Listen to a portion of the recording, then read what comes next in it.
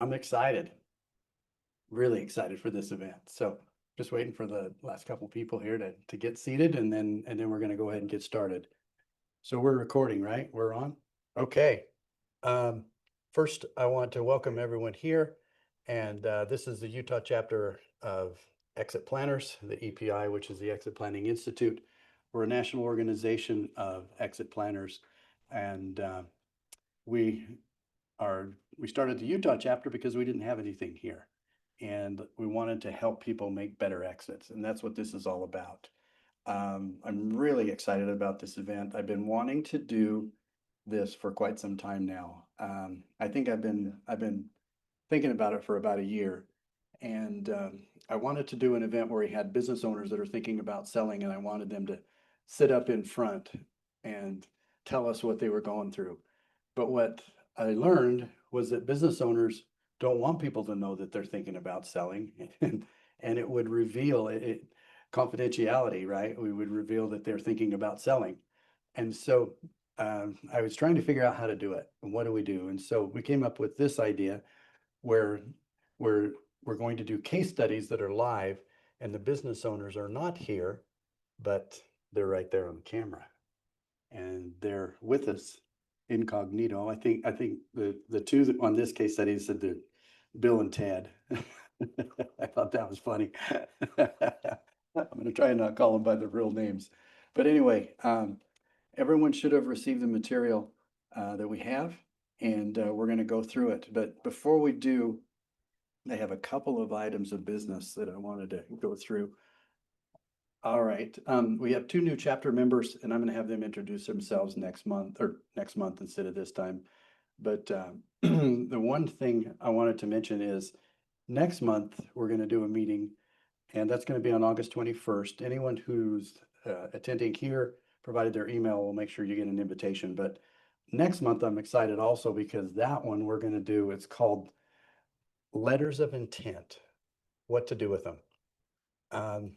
All too often, business owners are getting unsolicited offers or getting, I'm on the phone with a group yesterday, and they had a letter of intent, and it looks pretty good. And what happens is they just freak out. They don't know what to do.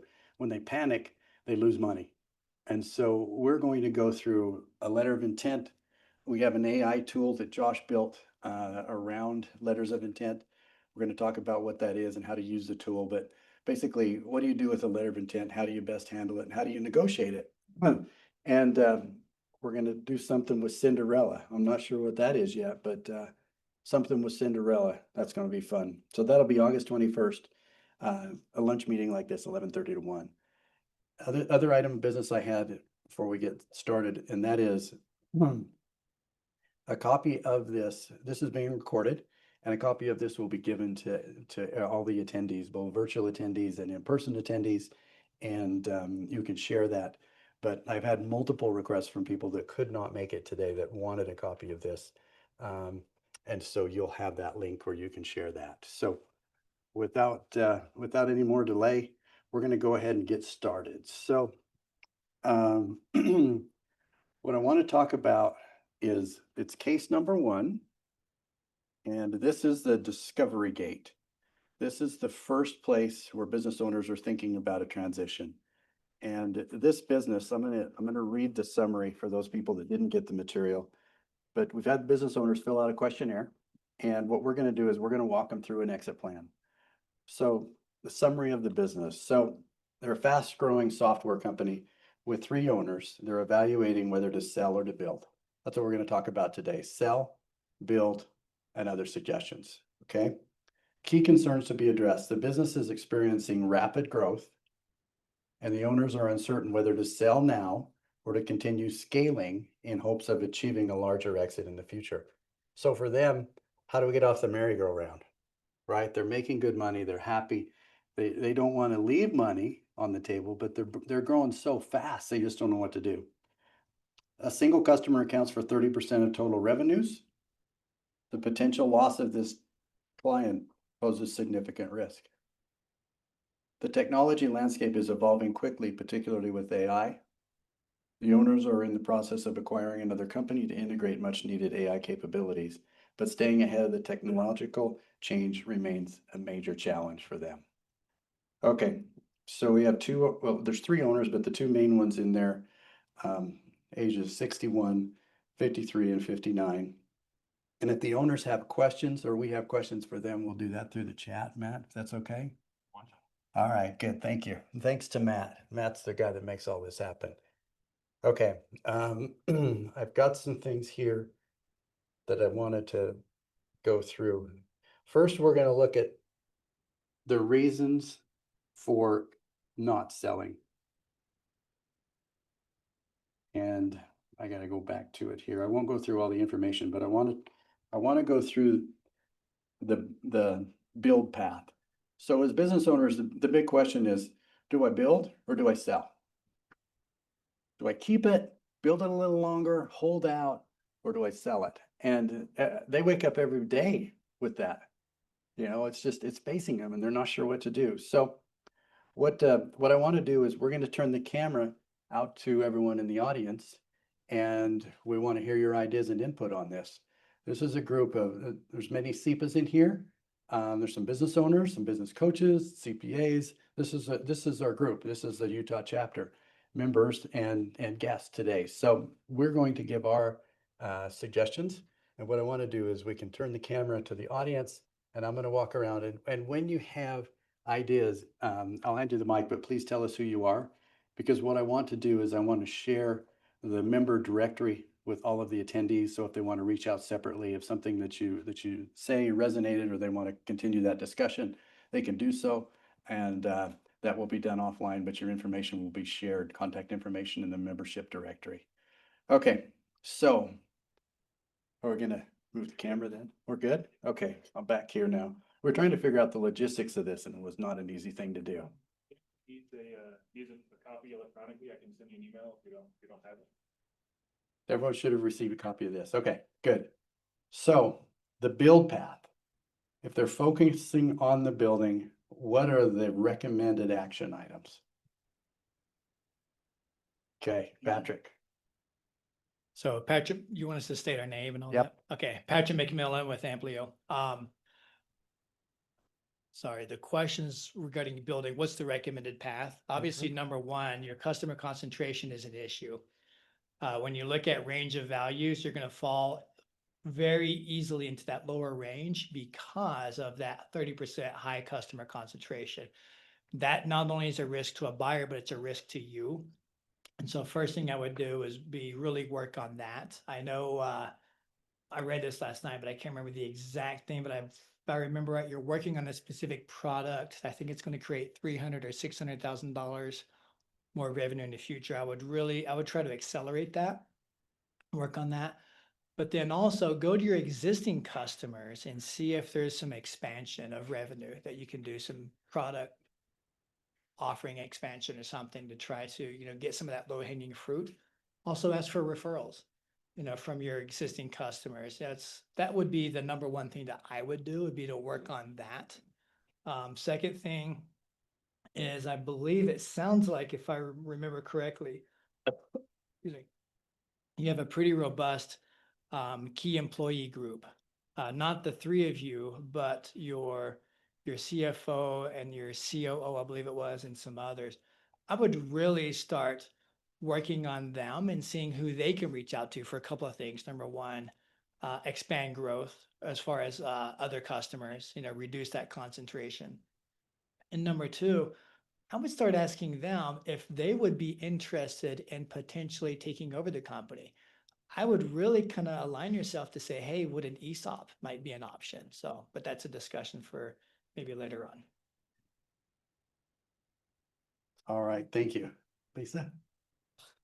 So my name is Lisa Wandry. Definitely the customer concentration. That was the first thing that stood out. Not only does the one customer represent 30%, but the second customer is 1/10. So, so you've got to expand that customer base.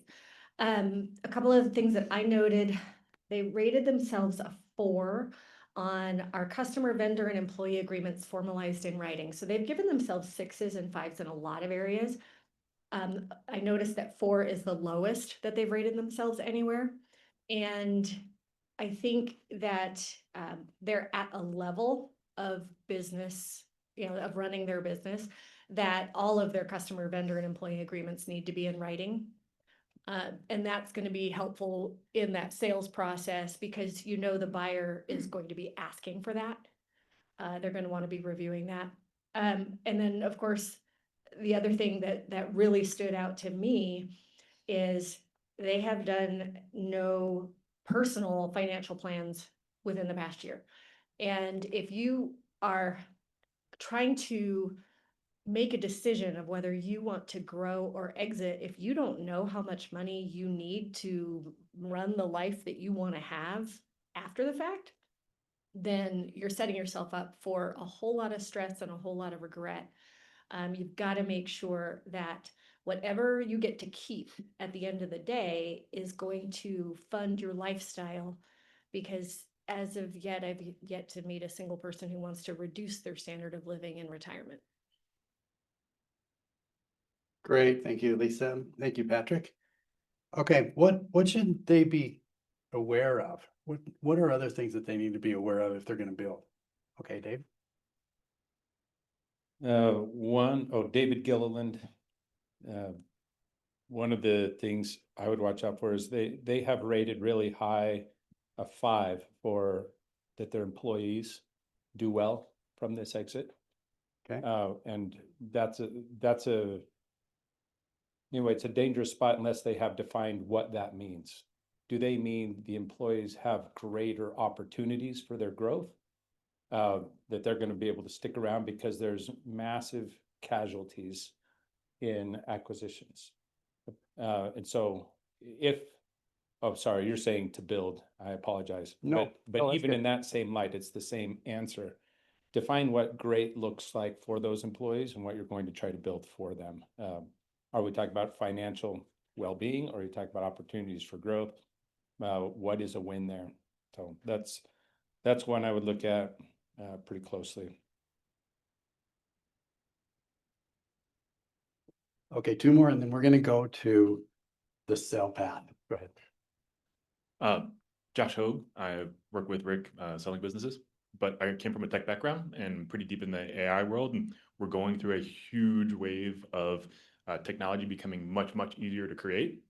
So to grow your business, I think one of the big things is, what is your moat for customer acquisition, your ability to stand out from the crowd, and making sure that you're growing your moat, because it's going to be easier and easier for competitors to come into any industry if you're a SaaS business.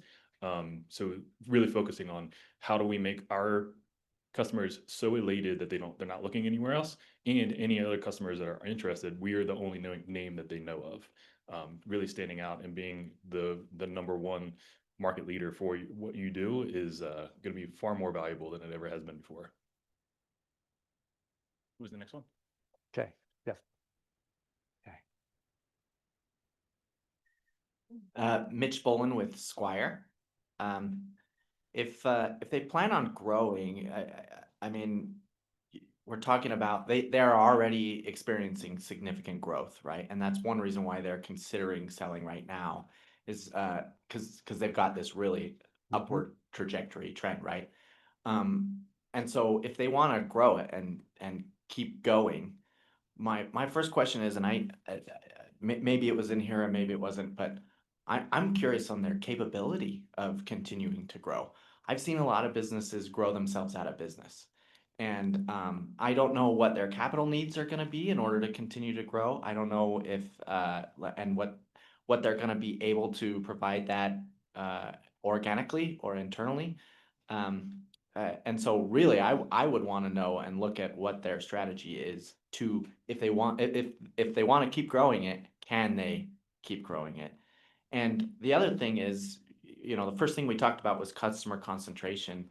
I want to know where that growth is happening. Is it because of that 30% customer is just buying more from them, or is that trajectory on that concentration already going down because they're reaching out and getting more customers and getting a more diverse customer base? Thank you. I'm running a process right now in a SaaS company, and I had 2 buyers back out this week because of customer concentration. Backed out of the deal completely. So it's a huge deal. Okay. Go ahead. I'm Dinah Monson.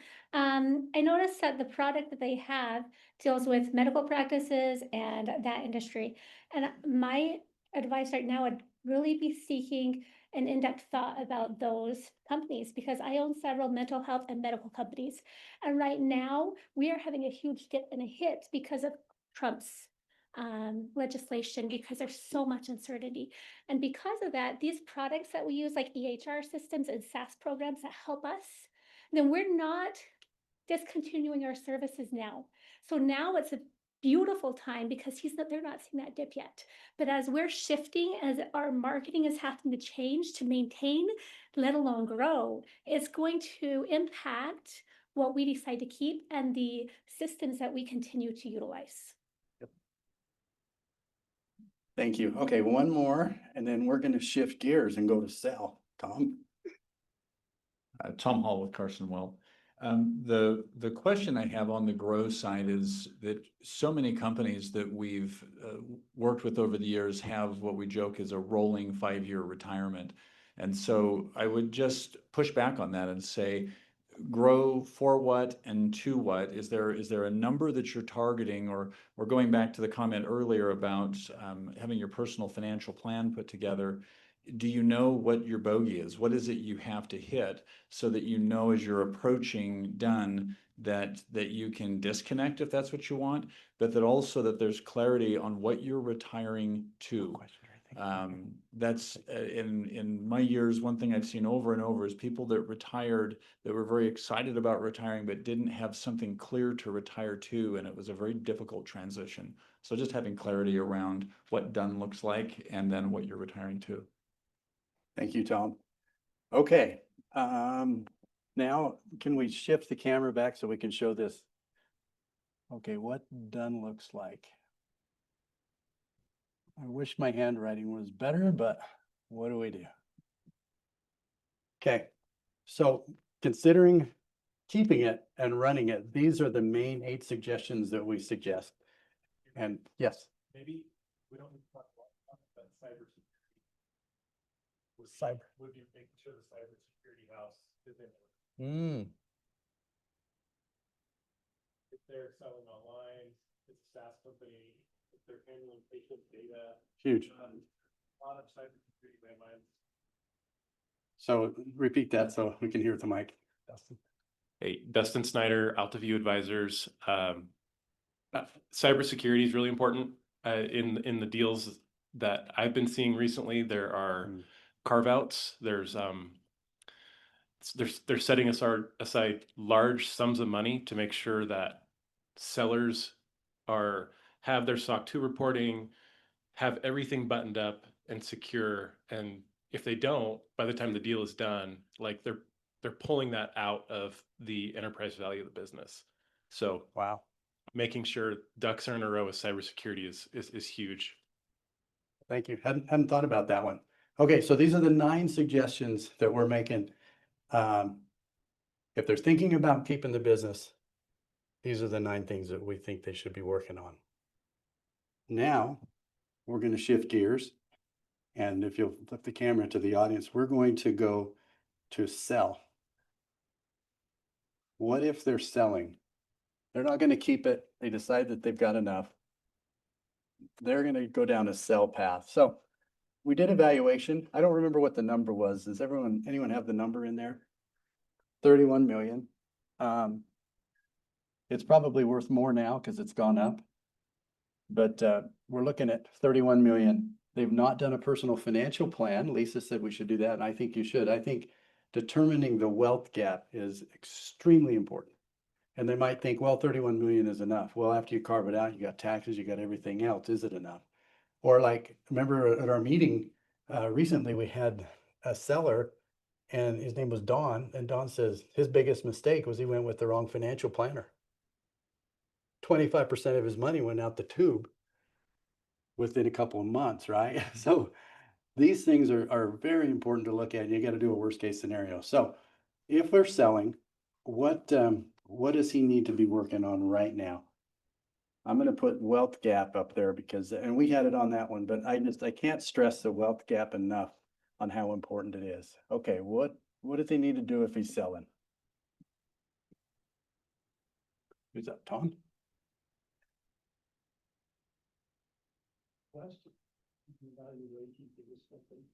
About 31 million. It was 31 million, Question was, how much was the valuation? 31. 31. The first thing I'd be focusing on, once you've got a clear idea of what the wealth gap is that's going to be inherent in that wealth gap is what is the tax burden?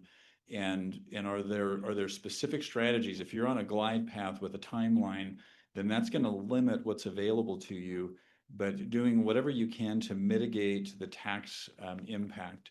And so that would, I think someone had mentioned an ESOP earlier. There are a number of tax mitigation investment strategies. There are a number of different structuring tools, depending on whether, but I don't think this is a C corporation, am I remembering right? Yeah. And so, you've got the 1202 if that were an option. But just looking at the menu of options that are available to reduce that tax bill and to get right on that. Just a side comment ahead. on that. Two of the three owners were talking about doing mission work. And before a letter of intent is ever created, if the dollar value, like you said, it's enough for the wealth gap, but maybe there's some additional potential for charitable, that has to happen prior to the letter of intent. Love that. Donor advisory fund is one. Charitable remainder trust is another one, right?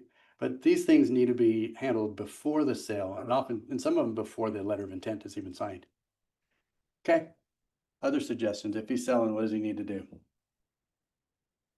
Patrick? So I'm gonna go back on that. This is Patrick McMillan again. I'm gonna go back on that ESOP option. It sounds like you have a very strong internal team, key employees. They've been there for a long time. The size definitely fits. You're more than 2 million of EBITDA. You're more than 10 million in valuation. I would explore the ESOP opportunity because that's kind of really checks a bunch of the boxes as far as tax planning, as far as keeping the employees engaged and taken care of, and as far as, hey, you can get more than just one bite of the apple, on that. So that would be an option I would heavily explore.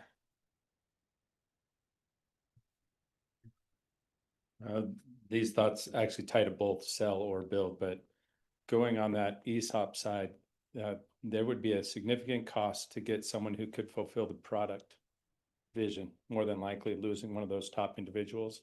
And one of their growth drivers will actually be in the partnership space in SaaS. So they have to be on a growth trajectory when they get to this sale, and their team needs to be set up. You need to build the other leaders around.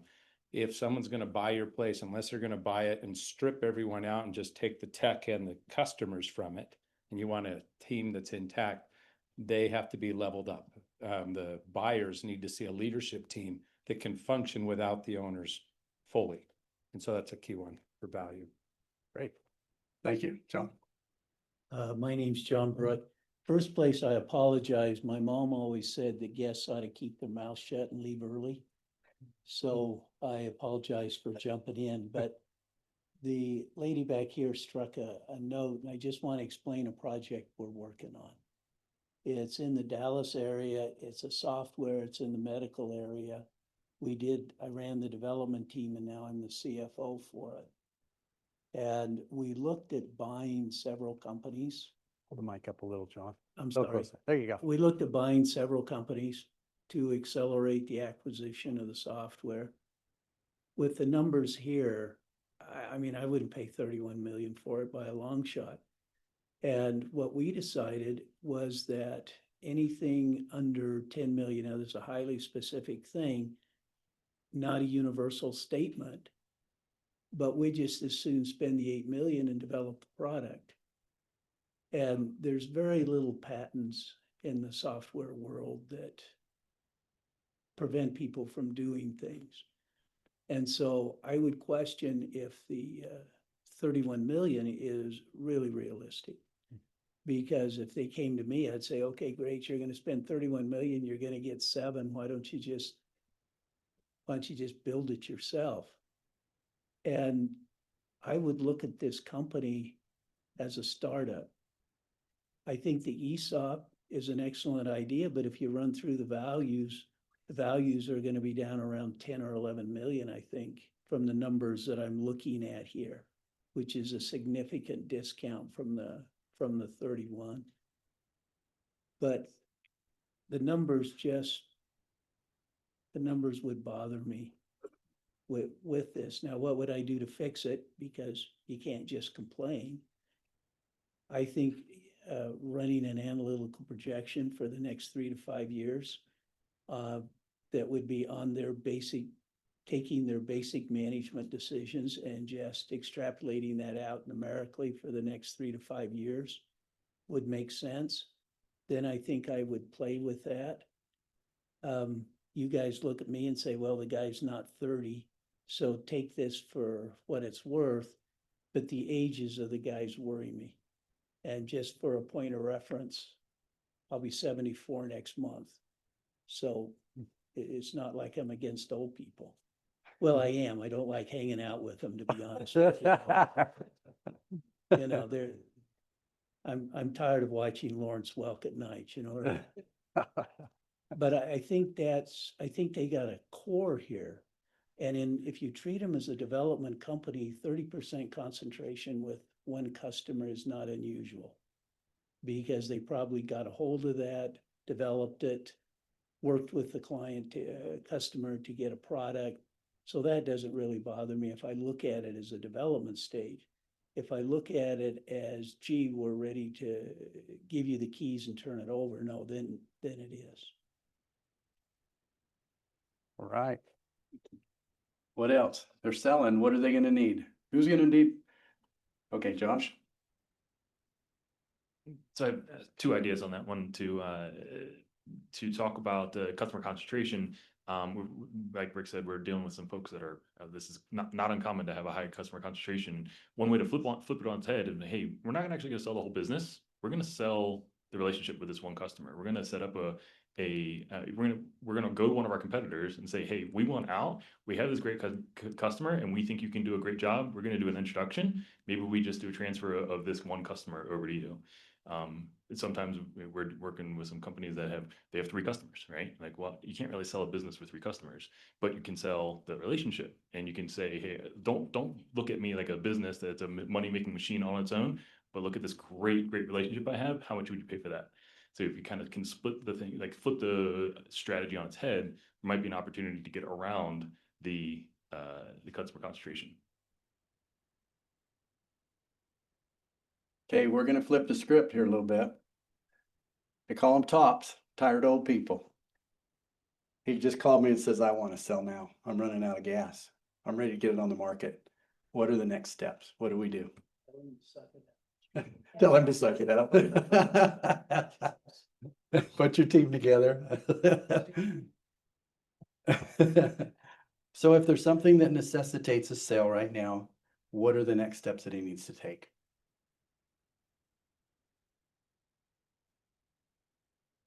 I'm Marcus Johnson with Edward Jones. I think if it's at that point where I need to sell and there hasn't been a conversation on that wealth gap, it's maybe having a really transparent, frank conversation on, okay, it doesn't matter what the wealth gap is, this is what we got. What does that rest of life look like? And create that vision based on this, call it new information that I'm selling. Okay, what does the vision look like, right? Marcus is he's one of the chapter leaders. I didn't get a chance to introduce him, but he's one of the sponsors in on the chapter leadership. Okay, what else? What's the next step? I mean, he's got to sell. What does he need? CPA. Okay, so I'm going to he needs a team. CPA. The CPA that's been doing his books for 30 years, you think? No. Maybe not. Okay, let's hear it. And of course, I'm going to go this route. Patrick McMillan again. So the Q of E guy, get a sell side quality of earnings. It will open your eyes and help you look at it from a outside perspective and how they're going to view your financials. Lisa Wandry with Edward Jones. You've got to have the CPA, a financial advisor, your M&A attorney, your, whether it's a investment banker, you know, all in that team, and you got to have everybody working together. Everybody, being able to provide the information that everybody else needs. I mean, like, for example, let's say you're the CPA and you've got that, you know, you were talking about the charitable earlier. Let's say we look at a CRT, right? Let's look at a charitable remainder trust, and we go ahead, we get the valuation from the valuation person. Mhm. We go ahead and we get the CPA involved so they can get all of the charitable remainder formulas put together. You get the stock into the CRT. Now, once you've gone through the sale, now your financial advisor is going to be able to, or once the sale of the shares happens inside the CRT, your financial advisor can then go ahead and create the investment plan for both you as the current beneficiary, as well as, you know, setting things up with the remainder beneficiary based on the formulas from the CPA. And now you're getting a payment that you didn't have to pay the tax immediately upon the sale because it got into the CRT. You're being able to pull out your annual whatever, and you're getting capital gains rates and whatever's happening because you've got the stuff that the financial advisor is managing on the inside with the CPAs. You know, you got to have everybody talking together. Thank you, Lisa. And I just want to put in a little clarification. So we're giving broad advice in broad strokes. So I suggest that you talk to an expert about these things, right? We're not, the purpose of this is not to be specific, but to give you good ideas and then to go to your advisor, your financial advisor for the personal financial plan, an attorney, a tax attorney for a CRT or whatever it is. But go to the expert, and it's going to take a team of experts. Tom? Tom Hall, Carson Wealth. I would just say you need to figure out who your quarterback's going to be. So as you're looking at assembling that team, who is it that's going to be the one that is directing traffic? And it actually could be almost any of those providers, depending on if you're out of gas, you're not looking for the value acceleration, you're looking at risk mitigation, you're looking at organization, but who's organizing the steps of the process. And so that as you're looking out at either the next month or months that are coming ahead, that you've got very clear marching orders for each person on the team and how they're going to coordinate and who is reporting to whom. That's great insight. And can I ask without a mic, out of gas, money or energy? Yes. Yes, he just needs to sell, right? Yeah, you know what? That's a really good point, Dave. Dave's asking, what type of gas are we talking about? Money? Right? Or like Or- care, or- like, does he even care anymore? Is that- Yeah, or energy, or what I see is health. I'll have a heart attack. I've got one right now, and he's like, if I don't sell this business, my wife's going to kill me. We get those, but go ahead, elaborate, please. Because his top two things were best price and then care for the team. And now he has an urgent moment or that's flipping that and putting speed of sale to the top, diminishing the other two. I'm just looking at the other option. Sometimes talk to your advisor, but they may be able to talk you off a cliff a little bit and say, there's a way for you to exit the business, still keep your ownership, put a plan in place for that 2 to 3 years that it takes to organize it just perfectly. But you can be fully away, take care of your health, do whatever else is needed, depending on what the need was. And if it was a cash one, it was going to come out anyway. And so, you know, this doesn't do good either way. Patrick McMillan, again, I want to kind of combine these two comments here with the caveat first to say it may sound overwhelming right now because yes, we're giving you a lot of general advice. First thing regarding who's going to quarterback it, if you and correct, I mean, especially a SEPA is very good, you know, at understanding the process and quarterbacking. If you hire an investment banker or a business broker, typically they can act as the quarterback. And so that way, and they've done this process multiple times. And so that can help guide you along. Number two, regarding getting out of gas, out of energy, and everything too. I would want to, there's a comment called seller fatigue, which is where, oh my gosh, we're doing all of this, it's exhausting. Then that's where your team around you, we're not therapists, but a lot of times we play one on TV, although we don't want to. We can help you get across that. The conversation that I would want personally to have with you is, what are your specific goals? And we can give you advice and ideas, but it's really ultimately going to be your decision, and we can help you understand what the consequences are of each of those to help you determine what the best path for you would be. For example, cash, high value, and taking care of your employees. There's a bunch of different ways you can accomplish that. When you sell, you can retain some ownership for, you can roll equity, you can do, different things, earnouts, and stuff, to where you can say, okay, well, I can get more money later if I retain part of the ownership. So there's multiple ways to do that. And that's what, types of things that we can discuss as well. Thank you. Good afternoon, I think, at this point. My name is Maxwell Walters. I work for DBD. We're a lower middle market investment bank. The three things that I think you should that are coming to my mind based off of what Patrick said and a few other comments. One, healthcare is blowing up right now from an acquisition perspective. There's a ton of money in the market buying things. I don't know enough about your technology, but I'm curious as to what it does and if it is not attractive to someone building a platform with a bunch of your clients already as a part of their portfolio. So your ability to be strategic in terms of bringing functionality to someone that's a bigger fish is maybe worth diving into. I think also the more that I could learn about your technology, the more it would be an opportunity to look at that as a significant value driver. How much of it is protected? Is any of it protected? Is there IP involved, or is it just really a software product that can be competed with pretty easily? But that kind of, like I said, three things, I combined them all into two, but thank you for sharing your story and giving us this opportunity to chat. All right, so they brought up investment banker, and this company's large enough now where it would require an investment banker to help him sell.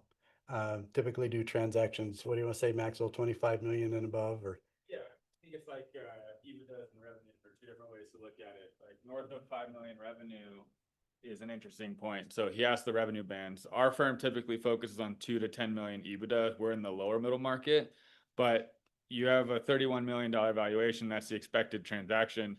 Absolutely something that an investment banker, and there's a few here in Utah that can absolutely service that. But to the point about quarterback, it's really all of these nights at the round table are necessary, and they all play a strategic role in helping you land this plane. I think the biggest gap, having listened to the conversation today, is what do you want? Because 31 million is going to disappear, unfortunately, way too quickly.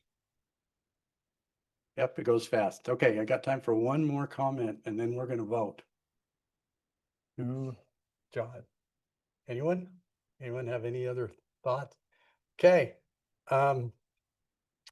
let's turn the camera back.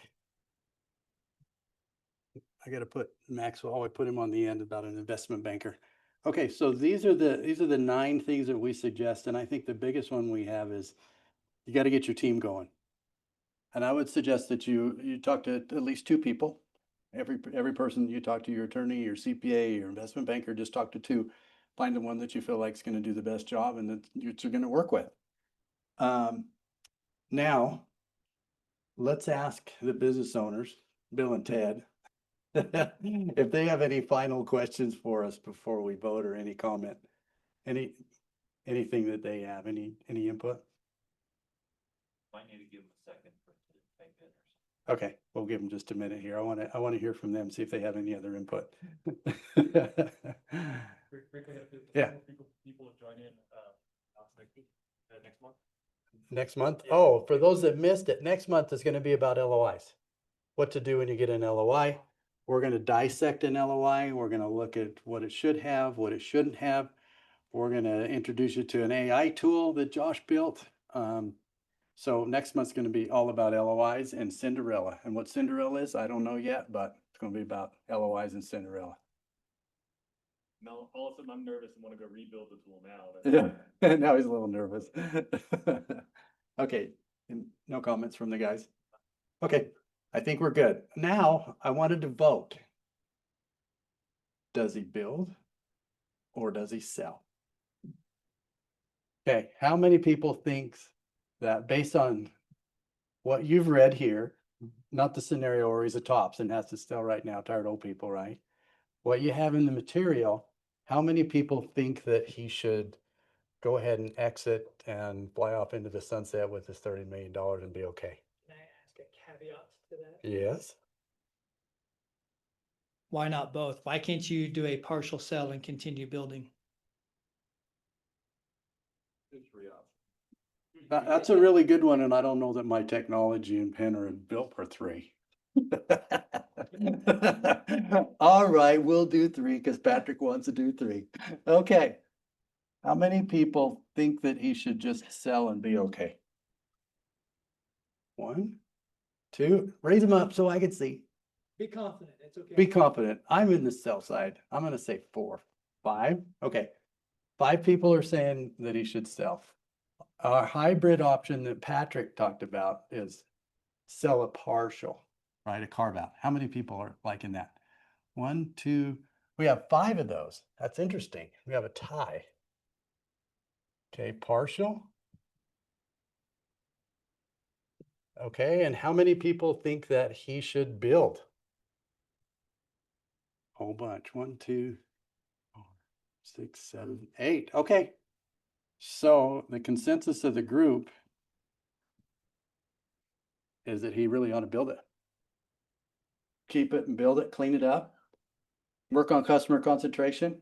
Yes, Maxwell, hold on. Let me give you a mic. Yeah, talk about it, but like there may be room for this group to become an acquirer and use what they've already have as the beginning of their own little platform and go after growth through acquisition to achieve a new enterprise value that's significantly higher and ultimately covers other exposure, reduce their concentration, give them more, pipeline, interesting perspective. But I think that's why I end up in the build, because maybe there's more here to grab onto.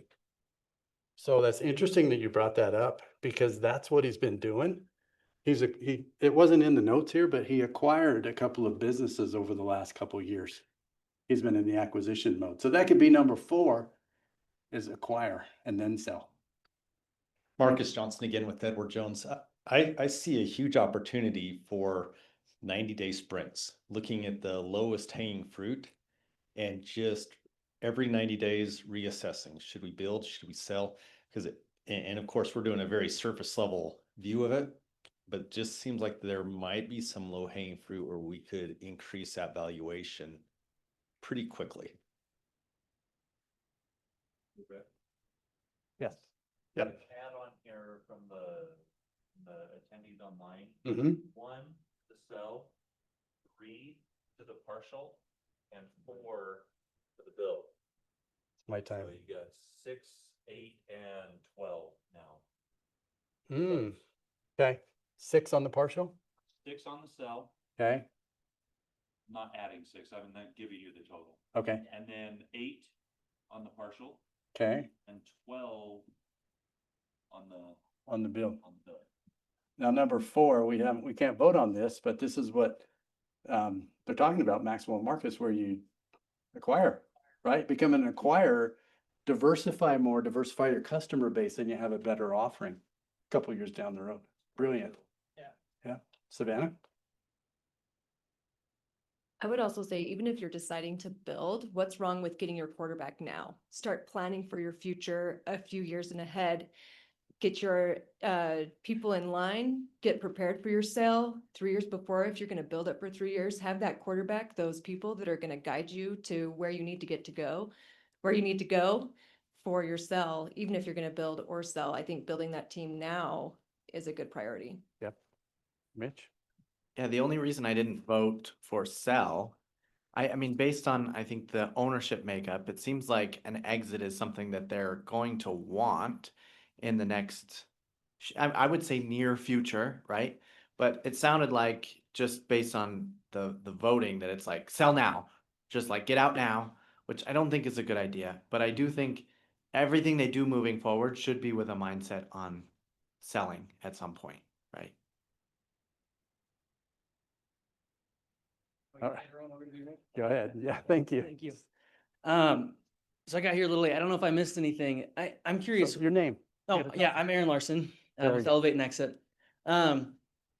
So I'm curious why they want to sell and if there's a need for them to sell sooner than later. So the thing that was brought up to me was he's got this customer concentration issue, and that's what keeps him up at night, right? He's like, my business is worth 30 million now. It could be worth 10 tomorrow. And so So he's worried about that one big customer falling that's out. the biggest thing right there. And the second thing is the fear of loss. What is that? F-O-F-I, anyway, the fear of losing out. F-O-L-O, right? Yeah.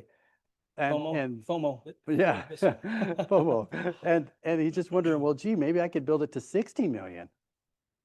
Put more effort into it in another, 3 or 4 years, I got 60 million instead of 30. Those are the two main concerns he has. My one other question, if that's okay, is if he were to sell now, what would he do next? They want to do charity work for their church. They want to change their daily demo and what they're doing and just kind of step off the bus. Okay. Can I ask? Can I? Yeah, go So ahead. just because I just wanted a little bit of clarification. So my thoughts on that are, if what's keeping him up at night right now is his customer concentration, that's also going to be what drops his valuation as well. And even if he loses that big customer, okay, like there's more clients out there. There's more people he can go get if that does happen. Which that's not fun, but if he wants a bigger valuation, and that's his worry is, that's what's going to slash his valuation down ultimately when he goes off and sells it. But if he just wants to get out, then I would say just do it. Yeah. Thank you. That's really good input. Josh, did you have something? Yeah. Just to give more context to to sell or build, I think it comes down to how the customers think of you and your product and your relationship.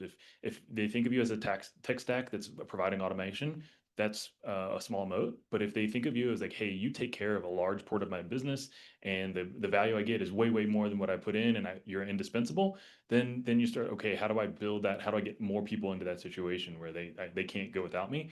So I think that the strength of the customer relationship is a huge factor on sell versus build. And if he's losing sleep on it, it might be the indication already. But Yeah. I like that. Thanks. So I want to emphasize what Marcus said. 90-day sprints. That's really the value acceleration methodology that teaches at EPI. Scott Snyder's going to kill me for not bringing it up any sooner. Marcus had to bring it up, but that's where you set a goal, and for 90 days, you hyper focus on that goal or goals. It's usually 1 or 2. And then at the end of that time, you reassess. Okay, we're going to switch gears now. Great input, everyone. Thank you. Can we put the camera back? Or no, let's put it up here for a minute, if you would. Yeah, I do have one question here. Okay, one question. Go ahead. Here. Why is owner so focused on sell? What issue in his life? Use this as 90-day sprint focus for him and his leadership team. Okay. So we'll see what he has. I don't know. Following up with these and then let us know what the outcome is. I could.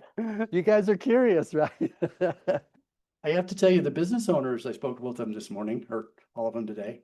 They were so excited for this event. They were jazzed. I mean, they were like, yeah, I'm so excited, because they live this every day, and they wake up in the morning, do I build? Do I sell? What do I do? And to just have some help, they were really excited about it. Oh, hold on. The business owner just called me, it looks like, on my phone. So we'll see what we got. We're a little over time, but hold on.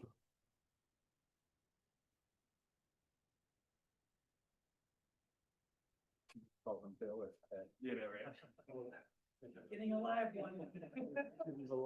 We got a live one. Hey, Bill or Ted.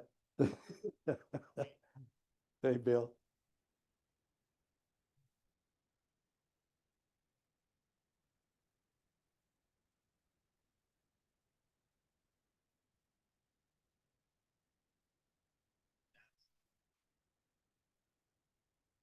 Okay. All right.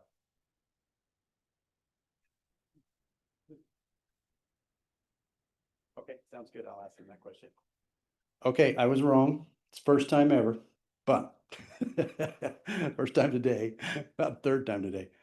The main thing that's keeping him up is he's worried about AI and what AI is going to do to reduce jobs or to change the industry. That's the main thing that's keeping him, not the customer concentration. It was that, but now AI is coming out. Marcus Johnson again, I think to address all of those things that are keeping him up at night is what's going to derail a potential transaction and exit. And so finding in those 90-day sprints, finding out what maybe those solutions could be would add a lot more fuel to maybe evaluation in an eventual exit, even if those are still issues, addressing those ahead of time, because that's going to be discovered in that discovery process. Thank you, Marcus. So he's saying hit it head on. Spend 90 days to decide. And at the end of that 90 days, to make your decision on what you're going to do. Well, okay, one other thing. Then we got to get to the next one. Just real quick, I would just really dig into AI and get some consultants and understand what the trajectory of your industry is. And is there a way you can leverage AI to accelerate your business as opposed to having it be something that's a threat? I think most every industry is going to be significantly disrupted in ways that we're not anticipating with AI. And so to lean into it, use the energy of AI to move you forward rather than be something that you're fearful of. And it still may be something that motivates and said, hey, I'm going to get a higher valuation now than I will after these AI developments are made in the future. And so that may actually be something that points you to grow or to sell. All right, thank you. All right, one more, but then we got to go. Okay, Lisa's saying she concurs. Hold on, we got to know who you are. Just tell us who you are real quick, Lisa. I'm Lisa Schneider, Private Wealth Manager, Raymond James. All right, that's Lisa. She's kind of shy. She's a little microphone shy, but okay, the next one. They've been waiting, patiently waiting. My timer went off 10 minutes ago, but we're going to get going. Okay, let me tell you about the next one. This is the prepare gate. When I spoke to this individual, he had made up his mind that he was going to sell. This is an internal sale. And we're going to switch it up a little bit because he was dead set as he and his brother, and they have 6 kids between them working in the business. And so the kids are making a contribution. They feel like they can keep the business and step out and let the kids run the business, and it throws off enough cash flow that they're feeling like they can make a decent living doing that. So what changed was he went on a vacation and his brother went on a vacation same time. They hadn't done this in a while, and their phones would not quit ringing. The kids were fighting. So-and-so didn't do their job. This is going on. And he came back and he's like, Rick, this isn't going to work. It's like, we got to talk about selling. So we're going to talk about an internal sale first, but not spend most of our focus. We're going to run down the same path that we did with the last one and talk about a sale and what he needs to do to get ready. Okay, so on an internal sale, let me go back here to the questions. But is this the one that had the recent development? Yes, That's the recent development. That is probably going to be an outside sale unless they can fix this. Now, internal sales are really hard because of the family dynamic. For instance, I have a business owner that says they want to do an internal sale. First thing I say is never be the bank. Right? Can you picture Christmas and your son owes you $2 million and you're buying him Christmas presents, and the feeling between the two of you, your son's not going to feel like coming to the party. You're not going to feel like feeding him. Right? And this is your son. This isn't some stranger. So the relationships are more, they're what? Delicate. They're close to the heart. So they have to be handled differently. So anyway, let's look at what does he need to do on an internal sale? Key concerns on an internal sale. Yes, Dave. David Gilliland. I've done a lot of family internal sales stuff. The thing that is first is they need to start serving a vision that's beyond the family gathering place at work. They need to say, what are we really about? what are we willing to sacrifice for? And any family member who can't get behind building the business to do that and impact it, now's the time to help them find a new place to go and grow and spread their wings. If they don't do Wow. that, it's gonna fall apart. Wow, how about that? Maybe you need to get rid of some of the kids. Well, One help I was given here is. yes, Any sale, internal or external, is about 6 to 8 years out. oh, okay, so they have some time. That's good to know, thank you. Unless the kids kill each other in the meantime. So one thing I want to bring up is if you're thinking about selling, go on vacation. Turn your phone off, right, to business owners. That's a great test. I hadn't thought about that before. 30 days, 2 weeks, go turn your phone off and see what wrecks you have when you come back. See if you have a business. Starting with vision, really important, and then breaking it down into actual roles and responsibilities, and working on that internal organizational structure and the culture within, and that's probably going to require a very skilled outside consultant that knows how to navigate that in a family business setting.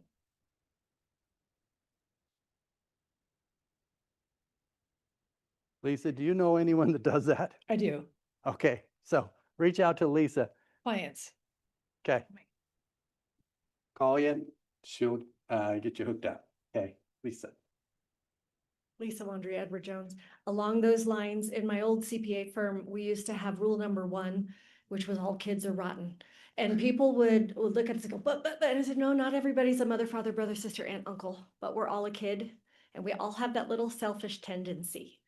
And rule number 2 is all documents are written because of rule number 1, right? We all have that thing. So we're just recognizing that we're all going to have those moments of selfishness, those moments of, but he's not doing what I want, kind of a thing. And so all documents are written because of rule number 1. And then that's where that vision, that's where that internal structure, that's where that organizational chart, that's where the roles and responsibilities, that's going to be how does somebody get out if they change their mind, all of that has got to be put down. Yep. Thank you, Tom. Continuing on that theme, just piggybacking on those comments. I'm actually just thinking through, I've had a number of family in my own business and that you get emotions that are involved with family and you get relationships that predate the business oftentimes or that are separate from it. And so just going back, having an accountability chart so that it's very clear who does what and how you measure the success of a role. So if someone takes on a role, that you have defined measurements and deliverables for that role, that determines, a number determines whether they're successful or not how you feel about it, not whether someone else there feels good or they just got a promotion and why. But if you have a clear vision, I love the EOS framework for that part, or scaling up, or there's lots of different methods you can use to build a framework around your company. But that what you're doing is that you are building a very clear vision of where we are now, where we're going, how we're going to get there, and then who are the people that are responsible for those roles. I think one of my favorite things when we first started off EOS was that they made us do an accountability chart, and in our heads we're already filling in the names of who those people are, but they made us stop and say, what are the responsibilities? What are the roles that need to be filled without regard to who the human being is? And so you define the role, you define what the pieces are, and then at the end you start to see, do we have the right people to go in the right seats for those roles? And then on an ongoing basis, that there are quarterly conversations, that you're actually holding people accountable to whatever those metrics they were that were set up. And so I think that can help with the family dynamic of entitlement or infighting among siblings or cousins where there's really clear expectations and you either met those or you didn't. Thank you, Tom.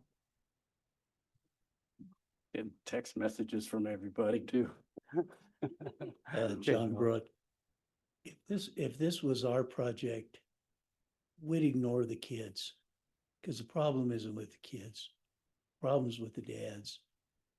That's where the first correction needs to be because of what they tolerate.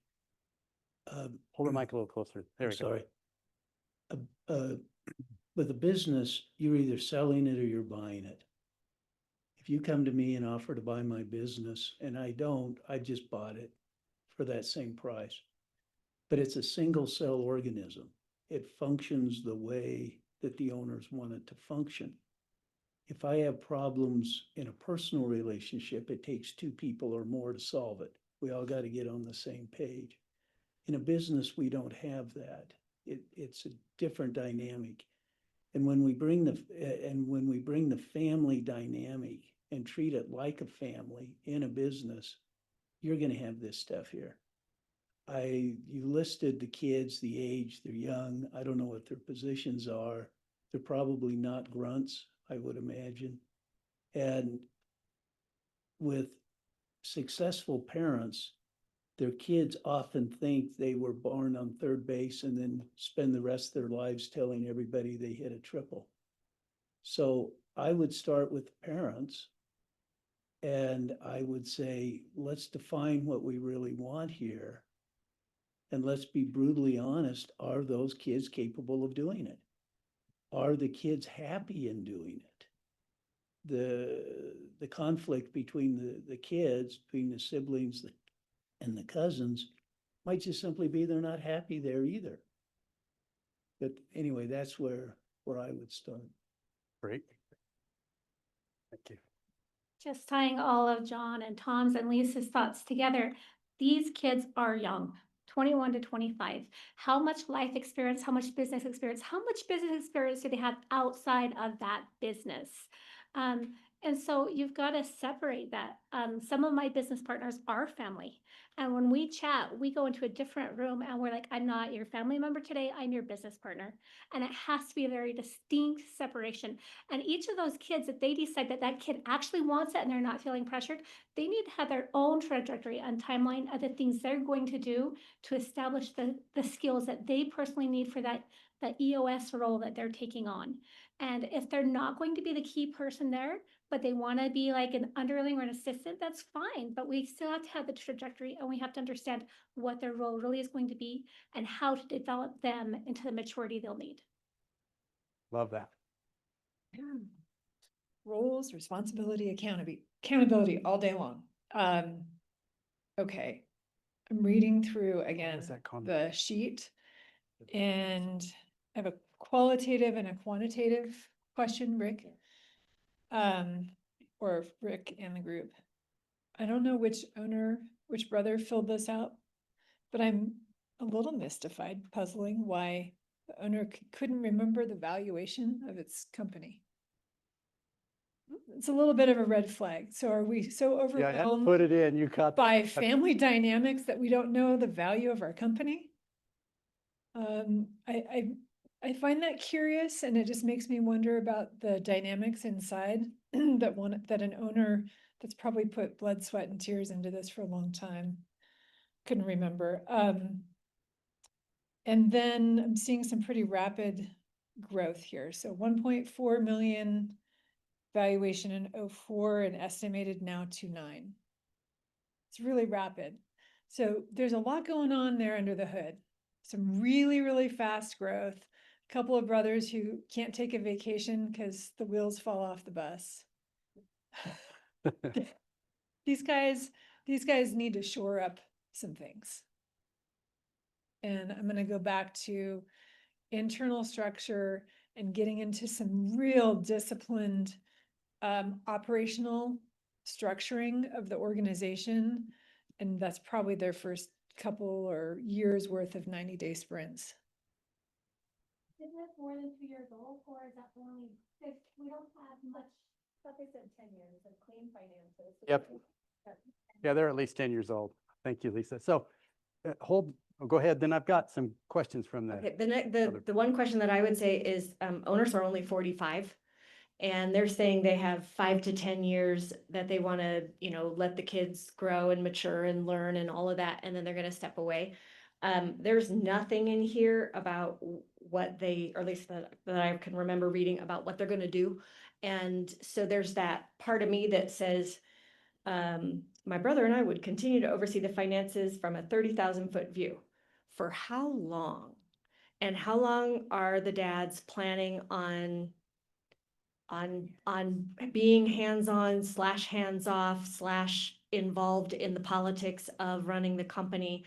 And if they don't have the life plans in place, then I worry that from a family standpoint, the kids are gonna get to the point where they're 35, 40, and dad is still there and present, and maybe I worry that they may not be able to let go. Rick, do they have Gotcha. an internal or external CEO, somebody that's actually is on the wheel with finances? So she's asking if they have an internal, external CEO, and I don't know the answer to that, Lisa. Lisa Schneider here. They're operating right now at the 30 to 50,000 foot level on their finances, and they need somebody down there with the hands on the wheel with their finances, talking to them every week, if not every day.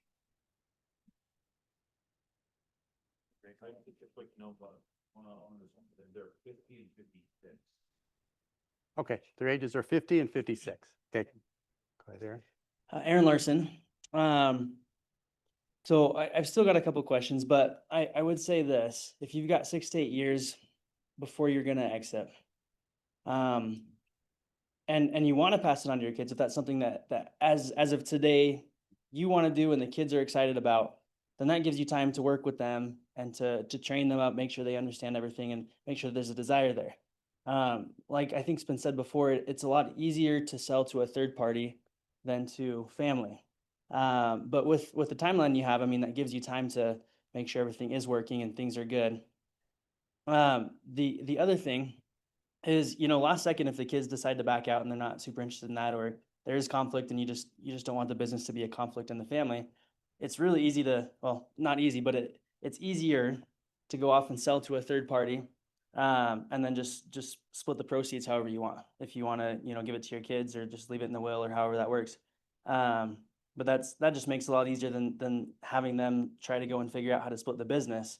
It's just you do it with numbers and cash. So what Aaron brought up here is a really good, it's a really good point.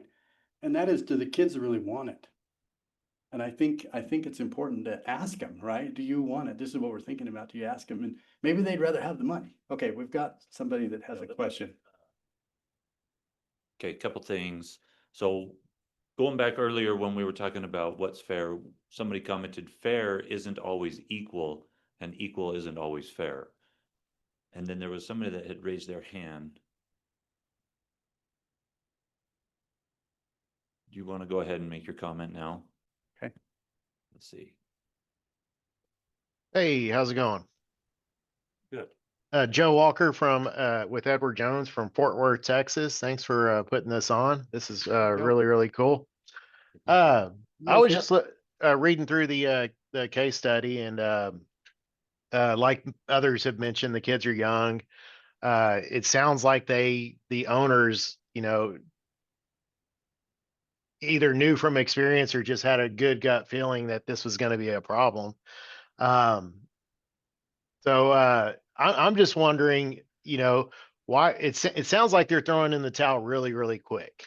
And the one thing they haven't implemented in that the case study mentioned, or at least I assume they haven't implemented, is that non-family member manager that the kids were to be reporting to, with that non-family member manager reporting to them. So I was just gonna see what anybody thought about that, about them maybe hanging in there and making that implementation, unless they just know the kids aren't cut out for this.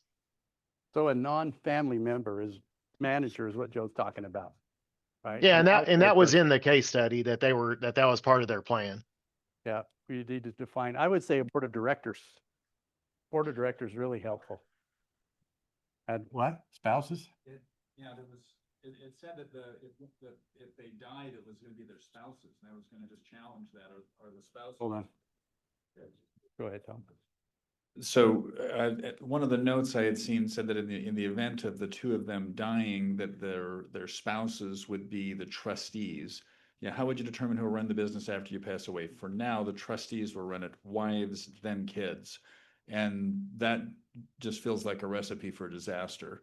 That if you've, unless the wives are actively involved in the business, that's going to be a huge step for them to get involved, and then for them to be aligned on how to do that. And that just knowing moms, that they're going to each have clear loyalties for their own offspring that are presumably the kids that are working in the business. And so anyway, that's, I think the idea of having a non-family member that is the one that's actually managing the company sounds like a much smarter call than having something where you're pulling the spouses in. And the likelihood is that one or the other of them is going to die, not both of them.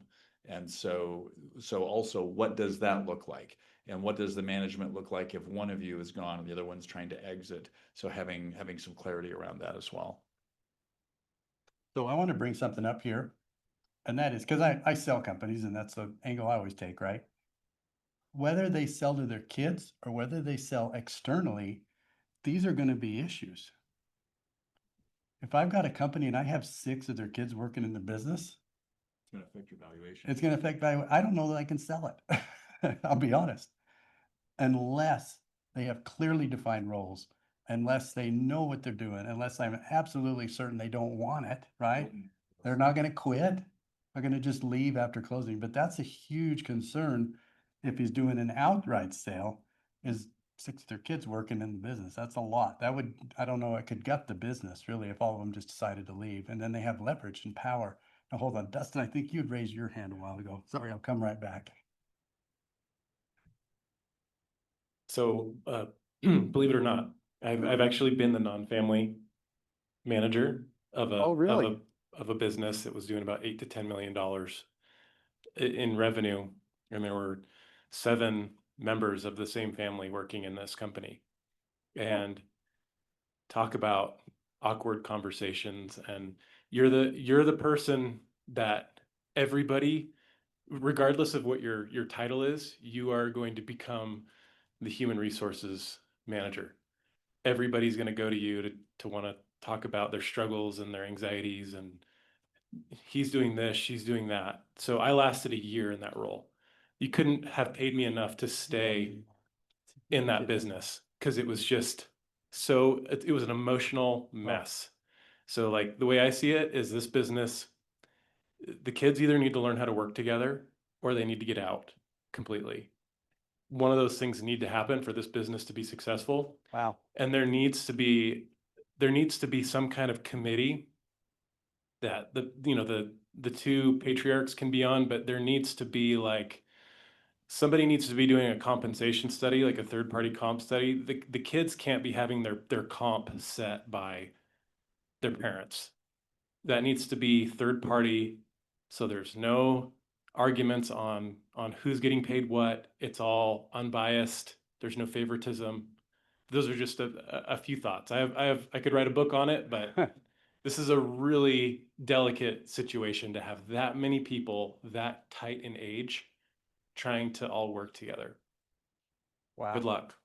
All right, hold on. Okay. I was actually gonna, Savannah, say one thing is, could you sell internally, but in an external setup, meaning you go externally to sell, and then the kids themselves decide who they want to partner with and who wants to actually purchase the company. And so it's the kids deciding who wants to buy it, but you're selling as a, like, kind of to a third party, kind of that setup, but it is sort of an internal sell, but separated. The kids are deciding who wants to be the partner. Yeah. You're not deciding who's what ownership. It's the kids deciding who they want to work with. Yep. Somebody over there. Yep. All right. This guy, all right, he's been raising his hand for like, he's got a sore shoulder from holding it all. Sorry, John, go ahead. Yeah, John Spiesman with 1% Better Leader. Yeah, I was very much in disagreement with the non-family manager singular. That's not going to work. I think there are issues across the board here, and I'd agree with the gentleman over there that both the 2 owners need some help in setting clarity and expectations. They have 6 to 8 years to really invest in both their leadership and in the development of these individuals in their company. Asking a 20 to 25-year-old what they want I don't think is the right path. You need to lay out the path and see if they're willing to follow. If they can develop and if they can demonstrate, then you have the person you can have a conversation about ownership with. Right now, the problems, need to be worked on through working on the business. And so they need some external help, but just one person in there trying to be a ringleader is a disaster. I think they need some assistance, some coaching, the owners, as well as intensive development of the family members to see whether they can put the rubber to the road. I love that. Sounds like you've had some experience with that, John, doing it. Okay, hold on. Sean? Sean Richards, Blue Sky Business Consulting. First a question, then a comment. Do I read this correctly? Are two of these children, are they married to each other? Are those a son or daughter-in-law, daughter, son-in-law, or what's that? Because that's a whole nother layer of challenge here with this, if they're actually married to each other. Does that, it just says married, and I don't know if that means that they're each married and the others are single. I believe they're just married to They're just outside. married, okay. Well, you know what it is, Utah, sometimes they get a little close. Well, they're the same age, so I thought, well, maybe they're. Hey, if we still get divorced, we're still brother and sister, so go ahead. True. This is gonna sound just a little bit dramatic, but I would be tempted to fire all of the children and have them reapply and go through a process where with this internal structure, we're saying, this is what the position requires. These are the job qualifications. These are, I'm one that would encourage some kind of a strengths evaluation, skills evaluation, all of those kinds of things to determine where does this pair up? Because there's, as has been mentioned, there are ways to have them retain, to put it bluntly, the inheritance, the money part of it, but not get involved in the business and mess that all up, because that's kind of what's happening. So I would be tempted to fire them and say, let's have you reapply, let's put you in the right role. If it's anywhere in the company, they may find that you're not qualified for this, you're not wanting to do this. So that's how I would approach it. It sounds a bit dramatic, but that's that we need to send that message to the kids. I liked the comment earlier, partly because it related to baseball and I love baseball, but sometimes someone standing on third base, they did not hit the triple, and they need these good kids need to be reminded of that. Yeah. Okay. Clarification. Man, I'm wearing out a pair of shoes today. Getting all the credit for all the steps. Okay, so on the kids, they are siblings and cousins, and two of the employees are married to each other. So two of the employees are together, so husband and wife. So two of the employees are married to the kids. Is that what it means? No. The employees, two of them are husband and wife. They have a son-in-law or daughter-in-law. Yeah. Oh, man, this is getting complex. Okay. Oh, Jerry's. Okay, so nepotism is actually a great way to run a business sometimes. You just have to play it right. But it starts with a vision level that's different than what we're talking about. We're not talking about just for this family, the way they've set it up, their purpose for their business isn't just revenue and profits. They have a very different purpose. So if we were doing the 90-day sprints, I'd take the first 90 days, I would take those two owners and their spouses who aren't in the business, need to get clear about their purposes for their family, what they care about, because they've been trying to serve it through the business, which is fine. But they have to get super clear about that, and they should do that sprint, because otherwise those two are going to have battles. Every time they try to implement any of these things, they're on the couch. Like, this is just not a happy thing. So they have to get aligned, all four of them. Next 90-day sprint, get really clear on how the business is going to serve those family purposes, which may have to do with people getting better and stronger outside of the business, right? That why is this holding so-and-so back? So they have a very clear conversation about that. And then the purpose of the business and how it serves. But we keep trying to give ideas of how we're going to pull the family out of this. Family's pretty integral in this. There's a way to plan it the other way. And I know very big businesses, Mars Candy Bar, there's one for you. That is a family-owned business, nepotism rules. And you have to admit they've done pretty well, right? And so you can do it. You just have to be intentional at a higher level and bring it down through. Gotcha. Thank you. Hold on. Okay, hold on. This will be quick. So Tony said, do the kids or the wives of future trustees want the business as a legacy to grow it and the reputation, or do they want it for a lifestyle business?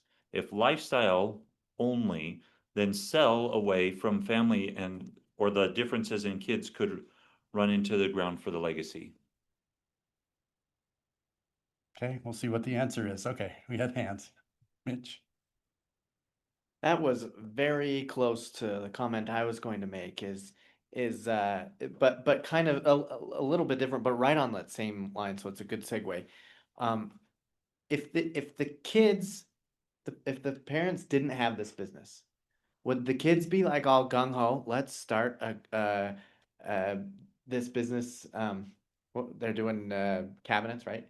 Let's start a cabinet business? I don't think so, right? I'm not getting that feel that it really is more of just an emotional legacy sort of thing. Like, hey, our dad or grandpa or whatever built this and we want to be a part of it.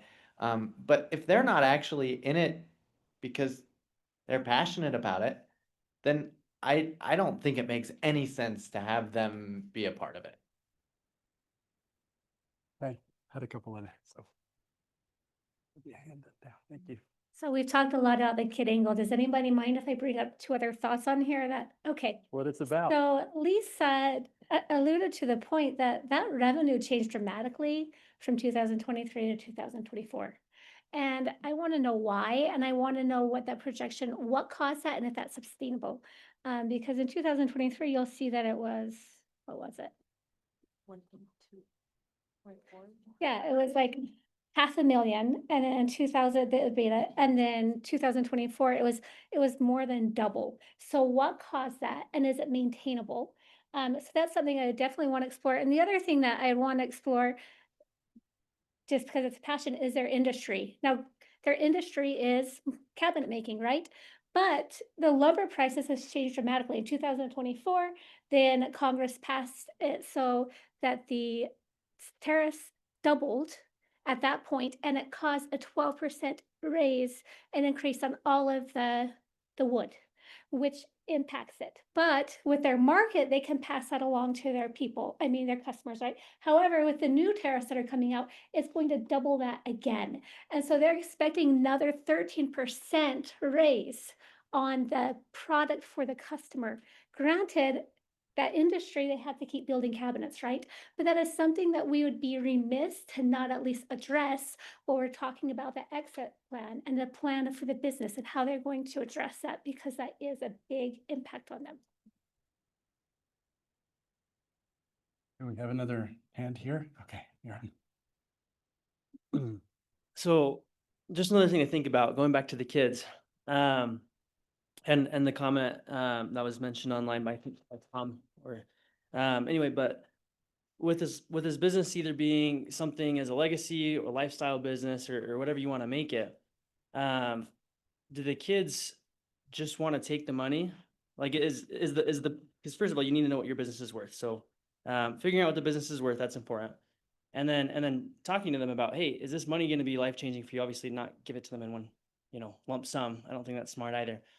But is that more worth it than having the kids run the business and have that be their career and have them be able to go and work in this business for maybe the next 30 years if you're able to set it up right? And there's all this talk about, hey, can we set it up right? And obviously there's a way to do it. But obviously thinking about that as well, is giving the kids the money more worth it, or is having them in the business and having this be their career and their life? Is that more worth it? So I think that's a big conversation to have. Okay. Okay. All right, so one of them is Teresa from the Zoom said, add marriage counselors as part of the exit team. The owners are all in on the business, but how are they in actual partnership outside of the business for lasting retirement with their spouses? So, and then the owner said, our goal is to provide a place where kids can thrive. Some kids are interested in legacy. To answer the question on the income and the revenue, income went up after stabilizing from move into new building. Current income expected to remain steady as is, barring bad economy.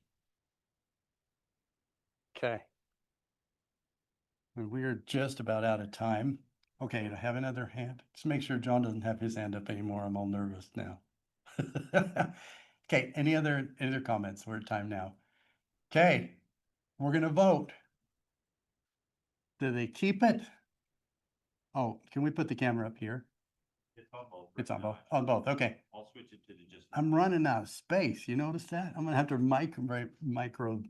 Okay, option one. Who votes that they sell to an outside person and just throw in the towel? Do we have any votes for that? Tom? Okay, we have 4. Okay, clarification. Okay, I think, well, all of us were in agreement that the vision, the internal structure, the documents written, all of those things were gonna have to happen either way. Anyway, So are we right? assuming that all of that has happened before we vote? Are we 6-8 years down the line, like they said? 6-8 years down the line. Let's do that. Let's make the assumption 6-8 years down the road. These things are done. That changes it big time, right? Because if they're done right, you won't have to sell to an outside person. Do an ESOP. Okay, so let's say right now, let's just back it up and say right now, if they have to make a decision, what are they gonna do? Sell, hands for sell. Are you doing the 3 the same? What 4. What options are you doing so I can? Number 1 is sell to an outside person. Take it to an outside sale. Okay, I have 4 for that. And online, how many do we have? I haven't launched it yet. I want to I have to get all the options. Yeah. Okay, option number 1, sell to an outside person. I think that's probably the best option. Option number 2 is to either sell or keep it internally. We're doing a hybrid option as well. That's what I think Matt was getting at. What's the hybrid? Would be sell partial and then grow it. Okay, or a hybrid, I'm gonna call a carve out. Could we ask the owners a question? Yeah, of course. Hold on. In order to make my recommendation, my question to the owners is, do they have a desire and the ability, and do they believe that there's an ability for everybody involved to walk through all of this without blowing up the family? Okay. You can't even go on vacation without blowing up. Yeah, they can't go on vacation without blowing up the family. They got a lot of work. To do these things or no? Because if they're willing, I'd say stay in. If they're not willing, I'd say sell. Does that make you sell outside? Yeah, let me text him. Yeah. Yes. I think the answer's already coming through. So. Oh, the answer's coming through. As we're waiting, you should have all just received an email. We are expanding these chapter events. We're going to have some more events down in Utah County. So if you guys are interested, we're going to have this is every third Thursday. We're going to have every first Tuesday down there. Most first Tuesdays. We got 4 scheduled right now. August 5th, we're doing an introduction to exit planning at the Silicon Slopes facility. October 7th, November 4th, December 2nd. So keep an eye out. You get more emails. But if you have folks that are down there and don't want to drive up here, let them know. And we would like to expand down that direction as well. Thank you. And we have Vicky here. She's been pretty quiet, but we have Vicky here from Utah Valley University who's going to be partnering with us on these events. So welcome, Vicky. We're excited about that. She's trying to be low key and just avoid the limelight, right? And I just bring her right up. Okay, do we have an answer? Yes. Okay. The answer says, at the moment, no, we would love to find a way to make that happen. I think keeping it together. What was happening? Helping the business build and grow and be a family business. So right Yes. now, don't see a way of moving that family vision forward, but they would love to do so if they could find someone to facilitate it. Is that? That's a big question that I can't get an immediate answer to. I think so. I think so. The dream is to have it be what they want. They'd love to give it to their kids. That's their dream, the Mars, right? They want to be the Mars family. They're just not sure about that, what that. And he path is. says, we like the idea of planning for nepotism if we can figure that out. Okay, they want to be like the Mars family. Okay. Number one, sell to the outside, just think they should go ahead and sell. How many hands? No, if they have to make a decision, they're deciding now to sell, to prepare to sell to an outside party. It's a decide gate. They don't want to do that. Well, doesn't matter what they want. What do we think? We're voting. Anybody think they should sell? Heard your comment earlier, which is they probably couldn't. If Yeah. Depending on how many, I don't know how many employees they make up as Hold far as on. management. So of these individuals, the 21 to 25, how crucial are they in the business being able to function? So if they all blew each other up and you had to pull them out of the business, is the business still viable? Or if half of them, I mean, you get awkward Thanksgivings for a long time if half the people just got fired from the company and that kind of thing. So it sounds to me like it'd be really challenging to sell outside now as it is. But if I could see something where a year or two down the road with a really carefully designed structure and accountability, that would be possible. But it sounds like right now it would be a hot mess. Okay, so we have no votes for sell. Hold on, John has one comment. We're gonna have to hurry though. I'll make it real Go ahead, quick. John. Can we put a category up there of, gee, I wouldn't take this as a client? Cause there's just, well, I'm old, so I don't have time for long answers. Right? John's not a fit. Because I think there's a big disconnect between what they want and what they expect and what they got. It doesn't take very many employees to make their revenue in a cabinet business. So what are we going to build on? How are we going to fix this? Where's the money going to come from? And, you got to sometimes look at things and just say, hey, there's no way, practically speaking, to solve this problem.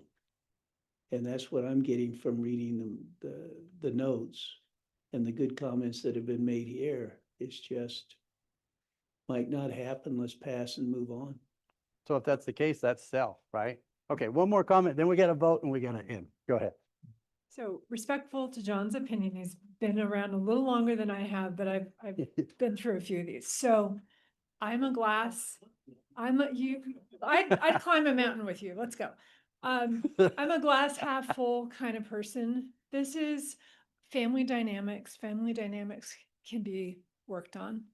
There are some really skilled people in our world these days that know how to do this, probably some in this room. And I also, if I were working as the wealth advisor with this family, I would start there. And I would also really encourage bringing in either an outside or an inside, probably an outside based on what Dustin shared, CFO. So really getting somebody with hands on the wheel with the owners on financials, projections. Maybe this is already happening. I just don't know it. But I think that numbers tell a story, as do family dynamics. And I think you can reasonably start with those two steps and make a lot of progress between now and Christmas and have a really nice Christmas together. Right. Okay, thank you. Okay, all right, Lisa, one more and then we have to vote. I, like the other Lisa, I'm a glass half full kind of person. And I would say that the owner's response to my question tells me that they want it to happen. And if the other members of the family also want it to happen, it can happen. And yes, it might take help. In fact, it will take help, but I believe it's absolutely possible to help this family get their dreams where they want to be because they want to. And I think that starts the vision. Okay. All right. How many people by raise of hands think that they should sell? Come on, John, you gotta at least do it and say, yeah, for yours. Yeah. I wanted to tell her I just got back from Scotland and through the climbing mountains with Oh, he just got back from Scotland climbing mountains with his grandkids. Anyway, they're so hold on. So I have 1, 2 sellers, and online we have 5. So we have 7 people that think that they should sell. Okay, who thinks that they should do an internal sale? Raise of hands. I have 4, 5, 6, 7, 9. 9 on the internal, that's 11. 7. 12. Okay, who thinks that a partial sale or a carve out right now makes sense? Any on the carve out? Okay, who suggested the carve out? They need at least both. I got 2 fingers pointing. Okay, throwing options. Not that we like them. So John has the most followers. He had 5 online. Okay, so our vote is an internal sale to give it a shot. Okay. Any other comments online before we close? All right. Thank you, everyone. Really appreciate your input, your time. This has been wonderful. I'd like to talk to the chapter members if you'd like to stay after. We're going to do some more of these events. I love this event, and we're going to do some more. We need to talk about that. So thanks again and have a great day. We'll see you next month. LOIs and Cinderella.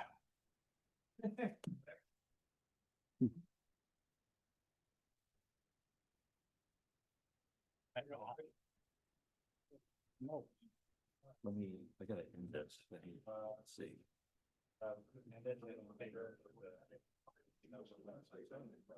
So, yeah, my flag out there.